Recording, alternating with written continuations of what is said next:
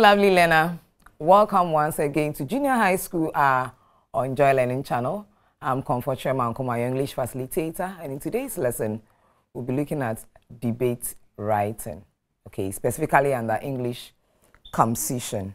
So at the end of the lesson, you'll be able to define debate writing, identify the features of debate writing, and be able to write a debate on your own. Okay, remember that in our previous lesson, we elaborated on the following. We defined speech writing, we identified the features of speech writing, and were able to write a speech. However, we had an assignment, so let us quickly go through the assignment before we continue with our lesson for the day. Okay, the assignment reads, as the senior prefect of your school, you have been invited to tell the Parent-Teacher Association, PTA, what your school needs most. Write your speech.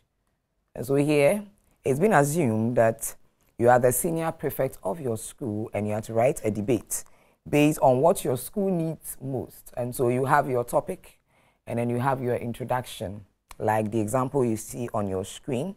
And then you can go with some of the school facilities that are needed or that might be needed in the school. So if it is computer laboratory that you need, you can tell the reason why you need a computer laboratory and how beneficial it's going to be for the school and the student. If it is a library, we all know the benefits of the library, the fact that the children will be able to improve upon their vocabulary, they will be able to read wide and broaden their horizon. Apart from that, the library would help to even employ a librarian, which will help to be able to help someone or someone to gain an employment.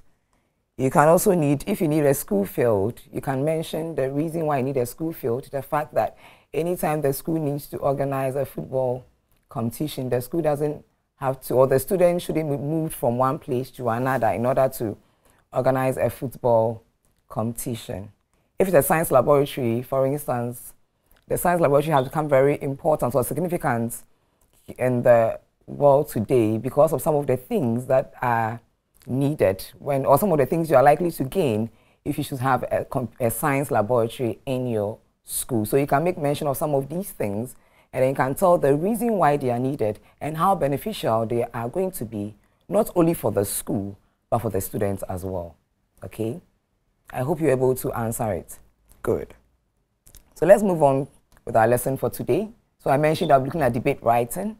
So what is debate writing? To debate on an issue is to take a stand and give enough reasons to support the stand, okay, so that your views are upheld than other views expressed by the co-debaters, okay? So it should tell you that when you talk about debate, it doesn't involve only one person, it involves one, the other, and the audience who will be there to observe the competition. Okay, so let's look at the features of debate writing. So in debate writing, there's no need for title. Okay, and then you have your introduction, your body, and your conclusion. That is what we have for features of debate writing. So I would want you to take note that with debate writing, there's no need for title or heading. Okay, unlike speech writing, where there's the need for title or heading. Okay, good. We are going to look at the features of the debate writing in detail, okay? So from the beginning, we have mentioned that there's no need for title. So in debate writing, no title or heading is required. There's no need for you to start with a title or heading. You just have to start with your introduction. So you take notes, okay? So let's start with the introduction. So the introduction addresses the audience or vocatives, okay? So like I mentioned earlier, we have the debater, or the speakers, okay, one that is speaking for the motion, the other that is speaking against the motion, and then we have the audience who are there to observe. So the audience are the people around during the debate.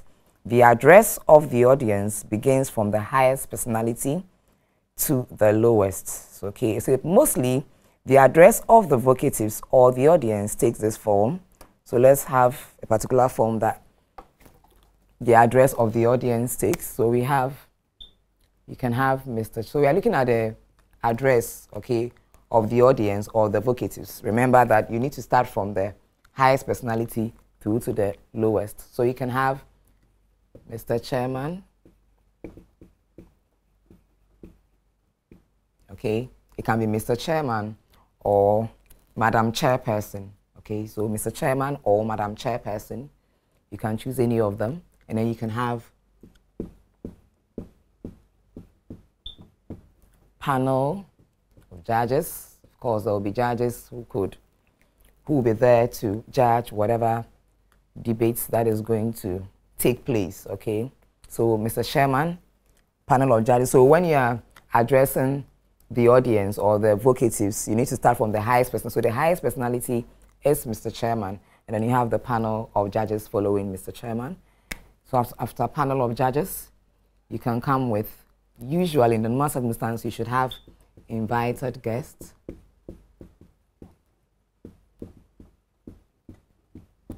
Invited guests, and then you can have ladies and gentlemen. Now there's one thing I want you to take note. You realize that as I was addressing the audience or the vocatives, you realize that I capitalized the beginning letters. So you have Mr. Chairman. So Mr. began with capital M, and then the chairman began with capital C, and it runs through. You have panel, okay, and then you have judges. We have invited guests. So it tells you that whenever you are addressing the audience or the vocatives, you need to capitalize the beginning letters. It's very important. Now, for you to also, the addressing of the audience or the vocatives can change depending on the occasion, okay? For instance, if it's a school debate, okay, you'd have to take one or two things out and then include the head teacher or the headmaster, and then you have the staff, and then co-debaters, ladies and fellow students, okay? So let's say that it's a school debate, okay, that it's a school debate that is being organized, and then you are being asked to address the audience. If it's a school debate, then this is going to change. Let's look at that of a school debate. So if it's a school debate, you are going to begin with Mr. Chairman, as usual. Then you have panel of judges.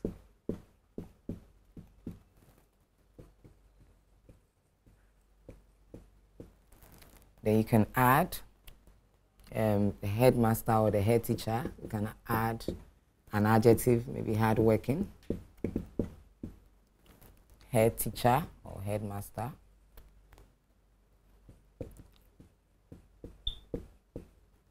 You can have the staff, okay, maybe dedicated staff. Dedicated staff. You can have the timekeeper, maybe accurate.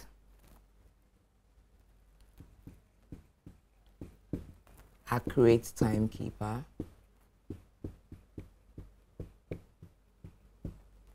Okay, you need to address the co-debaters as well. Co-debaters. And then fellow students. So if it's a school debate, for instance, this is how you need to address the audience or the vocatives. So you have Mr. Chairman, panel of judges, hardworking. So you can add adjectives, okay, to modify the nouns. So hardworking head teacher, dedicated staff, accurate timekeeper, co-debaters, fellow students. It ends there. And if it's a school debate, it means that you are going to have all these people present. Okay, so the occasion changes the address of the audience, okay, or the addressing of the audience or the vocatives. So you take note. Depending on the occasion, the addressing of the audience or the vocatives changes.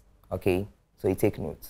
So if it's a school debate, for instance, this is how the addressing of the audience or the vocative should be. And you take note that the beginning letters of the addressing of the audience were capitalized, so you take note. So we, like as I said, mostly the address of the vocatives or the audience take this form. So last I've illustrated on the board. So let's continue. It said, note that the address changes according to the type of personalities present or the kind of occasion being held, like I mentioned. The address of the audience must be written with all words having their first letters capitalized. Okay, also noted already. After the address, you have to declare your stand on the motion. That is whether you speak for or against the motion. And so with your introduction, apart from addressing the audience or the vocatives, okay, you would also have to let us know whether you stand for the motion or against the motion. All should be in the introduction, okay? So here you can have, maybe you have been given a motion, okay? It says, given the motion that teachers are more important than doctors in a school debate, speak for or against the motion. So you can have an example as you see on your screen. So Mr. Chairman, panel of judges, honorable headmaster or head teacher, hardworking staff, timekeeper or accurate timekeeper, co-debaters, fellow students, ladies and gentlemen. I'm very privileged to be a speaker of this debate. I stand for the motion that teachers are more important than doctors. Okay, so you can have an example of the introduction like this. You can have the addressing of the vocatives or the audience, and then you also tell us whether you stand for the motion or against the motion like I have done. Okay, so all this should be captured under the introduction. So you take notes, okay? Moving on to the body. You know, you already know that the body should involve 3 paragraphs, okay, detailed, where you try to speak strongly for your motion, okay, and then you totally condemn or speak strongly against the motion, okay, against your support for the motion. So the body, so in a debate, we always use the complex form, which involves speaking for both sides. Yes, you need to speak for both sides. And here we are saying that when you are speaking for both sides, you need to speak for or to indicate that you support the motion, okay? And then you try to condemn. You need to condemn those who are your co-debaters, those who are speaking against the motion. So you have to talk about both sides, okay? Or, yeah, you have to talk about both sides under one paragraph, okay? So as you have the idea of the complex form already, you have to speak or write about the side you don't support first. You can decide to write about the side you support first, okay? And then you later condemn the side you don't support. Or you begin with the side you don't support and then later talk about the side that you support. Okay, in other words, you always have to talk about both sides, but you decide whether you want to talk about the one you support first, okay, before the other, or the one you don't support first before the other that you support. So it says that as you have the idea of the complex form already, you have to speak or write about the side you don't support first. After that, you condemn it with your side strongly, okay? So however, there's another style where you raise the point you support first and strongly condemn the one you don't support in the same paragraph. So you are going to have both sides in the same paragraph. Occasionally, draw your audience attention to sustain their interest in your views. This can be done by mentioning the chairman's name or the entire vocative just to have them get along with your presentation. What we are trying to say is that apart from talking about both sides in your paragraph or the same paragraph, you need, as you talk about your other points, okay, or as you speak about your other reasons why you support the motion, you need to be addressing the audience or the vocatives. And so before you start a point, you can go, Mr. Chairman, okay, my reason for speaking, my reason for the motion or my reason for supporting the motion, okay, that is how you should be. So anytime you raise a point, you need to begin with Mr. Chairman, okay, just to draw your audience attention to sustain their interest. So I'm going to give you an example, okay. So you say an example of body. He said first paragraph, for instance, can begin with Mr. Chairman, using the given motion that we have been given. Mr. Chairman, doctors may blow their trumpet or claim that they are healers, but they need to understand the fact that they were once learners, okay. So this can be your very first point. Remember that I began with Mr. Chairman just to draw the audience attention. So I'm saying that doctors may blow their trumpets or claim that they are healers, but they need to understand the fact that they were once learners. So this can be your point. Okay, here I'm beginning with the side which I support first. Okay, and then I'll later go for the side which I strongly speak against or condemn the other side.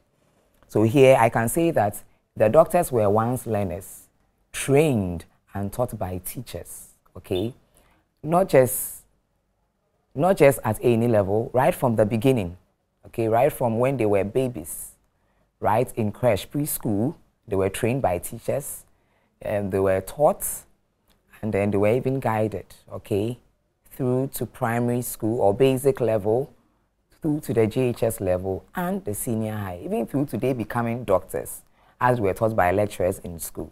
So teachers, just with this point, you can see that teachers are very important than doctors, okay? So that could be my first point in my first paragraph. So I have first made mention of doctors. I started with the side I don't support first before I mentioned the side that I support first. Let's go to the second paragraph. So, Mr. Chairman, teachers are more important than doctors because doctors are guided by teachers to choose the profession.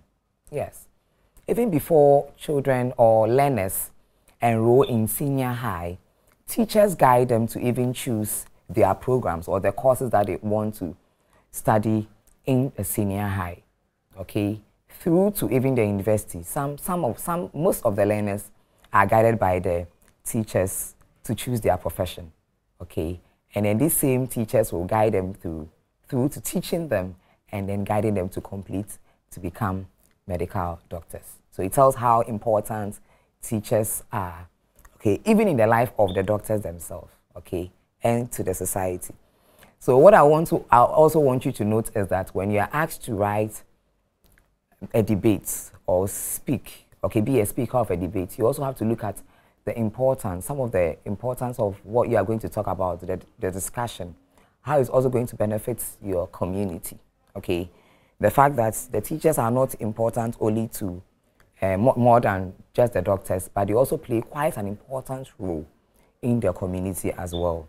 It tells how the community or the leaders in the community even respect teachers, okay? So you take note.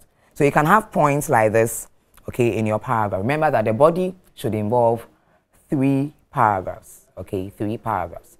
So you can have your first point and stating the fact that they were once learners. Your second point stating the fact that they were guided or they are guided by teachers to even choose their profession. What do you think the third point will be? Okay, I'll leave that for you to do that on your own, okay? Good, I'm sure that this is a simple thing that you can work out on your own. So this is an example of the body, okay? An example of the body. So remember that we start with the introduction. There's no need for title or heading. So it's start from the introduction, where you address the audience or the vocatives, okay? And I've told you how to address the audience or the vocatives, and you have to also take note of the fact that you capitalize the beginning of the letters, the beginning of the letters. So you capitalize the beginning of the letters, okay? And then you move to the body, where I said that involves 3 paragraphs, okay? So your first paragraph, you need to be drawing the attention of the audience. So you can begin each paragraph with Mr. Chairman, like I did. Now let's move on to the conclusion.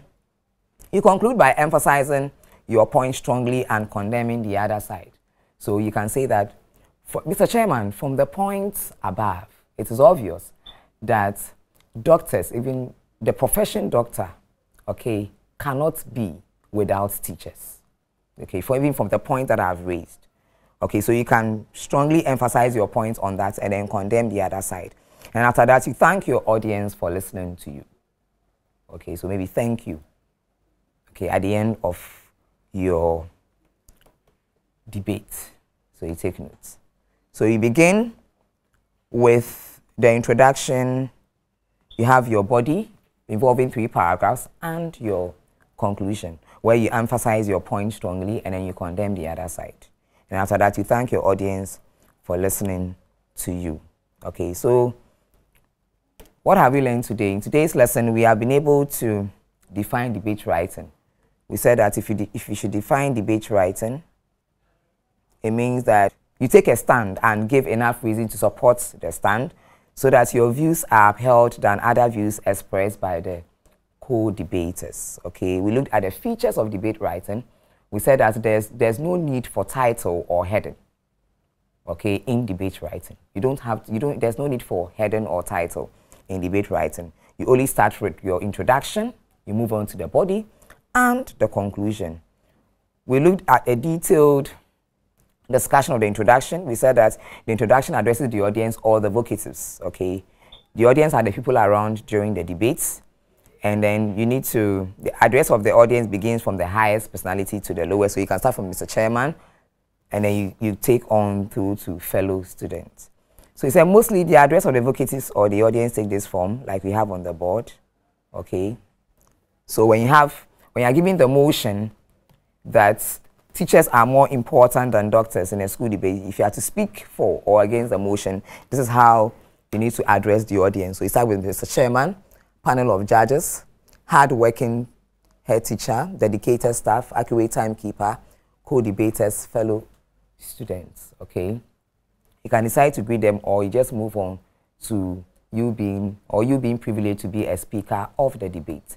And then apart from that, you also have to establish the fact that whether you speak for or against the motion. So you take note. And so you can have an example like you see on your screen. Okay, so we made mention of the introduction. I gave you an example. And I said that the body involves 3 paragraphs. Okay, and with the body, you have to be talking about both sides. You can decide to talk about the side you support first before the other side you don't support, or you can decide to begin with the side you don't support before the side you support. Okay, and that is what makes the debate writing quite complex, because you have to be writing for both sides. Okay, and you have to be able to draw the attention of the audience by sustaining their interest. You can do this by addressing the chairman anytime you raise a new point. Okay, so I gave you an example. Like my first paragraph could be that, Mr. Chairman, doctors may blow their trumpets or claim that they are healers, but they need to understand the fact that they were once learners. You can build on this point by saying that they are trained right from the beginning. They were in preschool through to basic level, through to the JHS. Even before they decide to run a specific course in the senior high, they are guided by these same teachers. And then your second paragraph could be that teachers are more important than doctors because doctors are guided by teachers to choose the profession. Yes, most of the time, the teachers guide the learners, or yes, the teachers guide the learners or the students to choose the profession. Yes, so you can have these points. And I've asked you to raise your third paragraph, okay, on your own. Okay, so in our next lesson, we'll look at it and then we'll go through the answers that we have and see if we have similar answers or whether our answers tally. Okay, good. So that will be your assignment. So it's a given the motion that teachers are more important than doctors in a school debate, speak for or against the motion. So this assignment, so I would want you to work out to do this assignment on your own. In our next lesson, we look at it together and see if we have similar answers. I hope you have enjoyed today's lesson. But before you go, let's look at our vocabulary for today's lesson. So that anytime we have an English lesson, we'll have a vocabulary session. Okay. The last time, in our previous lesson, we made mention that there are some words that can be used as nouns and verbs at the same time, but they have different spelling. We looked at advice as a noun. So it is a noun form of advice, and then the verb form of advice. Okay. Then we also have practice. So there's a noun form of practice, and there's the verb form of practice. So you need to take notes, especially when you're writing your essays. You can also have continuous. There's the noun form of continuous.